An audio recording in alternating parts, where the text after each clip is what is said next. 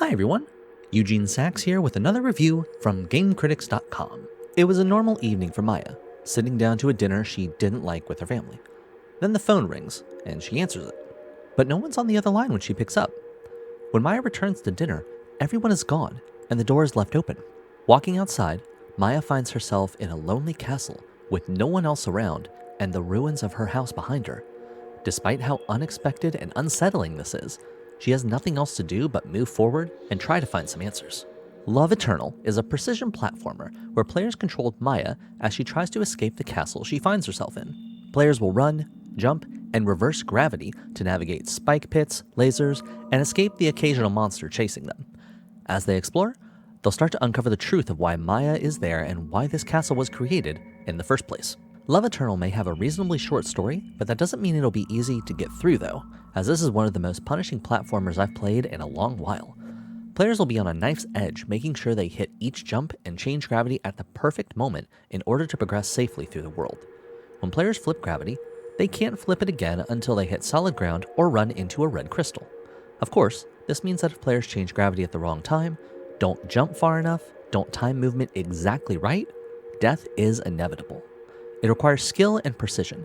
Some screens I could get through in 1 or 2 tries, while others took me hundreds of attempts before I succeeded. For better or worse, a big part of the platforming is momentum for Maya. Another thing to consider when players flip gravity is that they don't instantly start moving in the other direction. There's a floaty nature to the flip, and players will arc in the air a bit before moving in the other direction. It does make the movement feel unique, but it also makes it more painful than it probably needs to be. I often felt like I would try to change gravity in the exact same spot multiple times, only for the arc of the character to be different enough to cause me to fail in a new way. While I was ready for a platforming challenge when I started Love Eternal, what I wasn't expecting was the atmosphere and the narrative it attempts to bring to the table. What intrigued me initially was the infusion of horror. Every so often, the platforming is broken up by small vignettes that tell Love Eternal's story, each one increasing the feeling of dread as the game moves forward. The focus of these screens isn't on jump scares or constant threat of an enemy, but something more quiet and subdued. Love Eternal plays with the timeline as far as revealing the story to players, but I felt that the whiplash of intense platforming clashed with the far subtler narrative moments, and honestly, the script feels a bit too abstract for its own good. Strangely, the developers pivot to a long sequence of point-and-click style adventure in the second act. I'm guessing it was probably to help players slow down and focus on the story for that specific section, but I'm not sure it was a great choice when put into context with the rest of the content. Love Eternal is a very demanding game.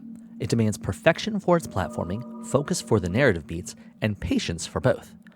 I can say that it's one of the most unique games I've played in a very long while, and maybe with time, I'll come to enjoy it more than I did. I never stopped being intrigued enough to keep pressing on, but the frustration it put me through only took away from the experience overall. For me, Love Eternal gets 6.5 rage-inducing deaths out of 10. Like what you see?